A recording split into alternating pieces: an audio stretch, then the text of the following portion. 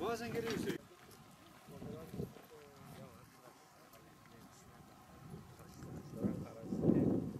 Nasıl olmuş? Yiyemeyiz artık. Anlaşmada var mı?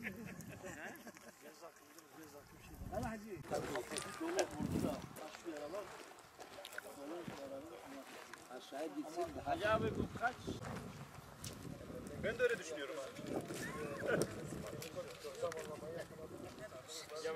Beyin ayağına ağrıyor.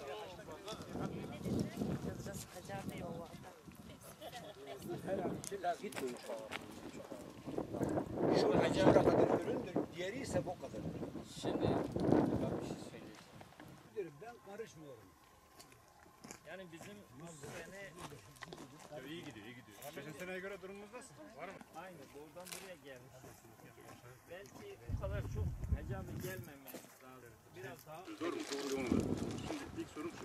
Arkadaşlar devamlı şey yapıyorlar. Ve büyük oranda artık orada boğmazdan başladık.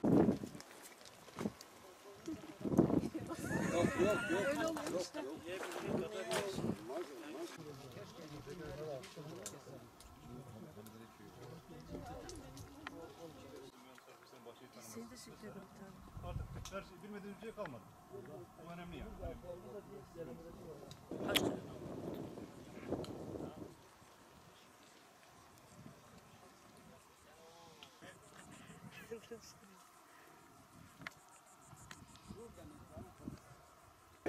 Aynı satıyor. Koyup hazır o. sen suyun yeter mi?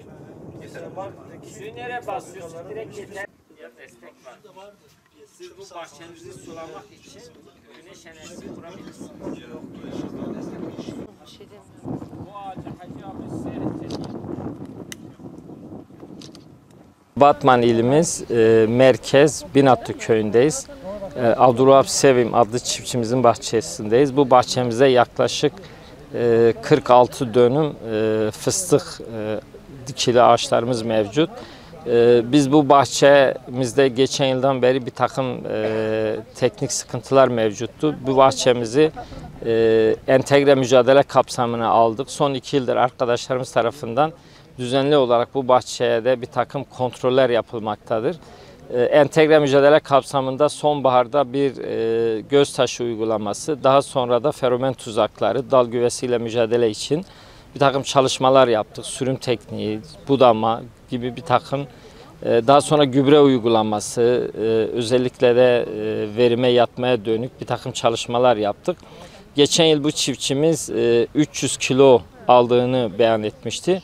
Bu yıl biz yaklaşık 3 ton bir verim beklemekteyiz. Bu bahçemizde 10 katı artış mevcut. Şu anda da çiftçi de mevcut uygulamadan çok memnun. Kendisi de geçen yıldan beri bizim bu uygulamalarımızı takip ederek bir takım yanlış uygulamadan vazgeçtiğini söylüyor. Batman ilinde son 4-5 yıldır sürekli bir fıstık dikim alanları açılmaktadır. Şu anda yaklaşık 60.000 dekar bir fıstık alanımız mevcut. Batman'da fıstık yetiştiriciliği önümüzdeki yıllarda ciddi bir gelir kaynağı olacağını beklemekteyiz.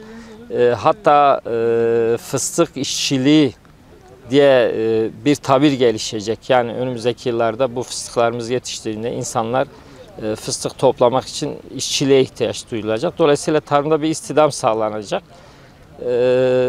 Bununla beraber bizim arazi büyüklüklerimiz, yani işletme büyüklüklerimiz iyi. Yaklaşık 20 dönümden başlayan 300 dönüme kadar çıkan fıstık bahçelerimiz mevcut. 20 dönüm bahçenin de şu an ortalama bir 45-50 bin lira yıllık net karı mevcut. Eğer sezon iyi giderse, hani bir tabi afet oluşmazsa, bir don, bir başka bir hastalık olmazsa normal şartlarda biz 20 dönümde bir 40-50 bin lira bir gelir beklemekteyiz. Bu da bir çiftçimiz için böyle çorak bir arazide, belki de susuz, başka çok da tarımsal faaliyetin yapılamayacağı arazilerde gelir iyi bir gelirdir. Fıstıkçılığın Batman geleceğinde önemli yer tutacağını düşünüyoruz.